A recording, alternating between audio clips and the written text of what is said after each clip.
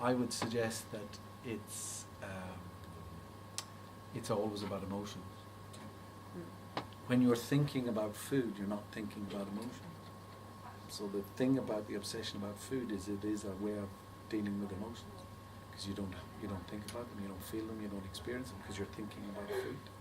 And the best example for us who don't have them is that if you skip a meal, skip 2 meals, very quickly your brain's going to start giving you pictures of food.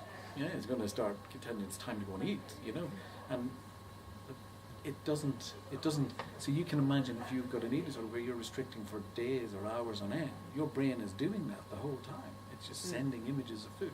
So you're preoccupied with food and eating. So you're not preoccupied with whatever the emotional issues might have been.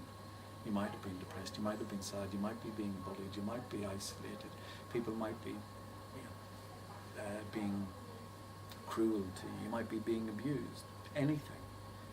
But if you're there, you're not thinking about it. And if there's no way out of it.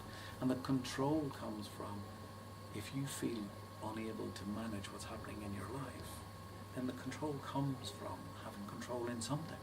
A sense of being able to hold some part of your life that you have control over.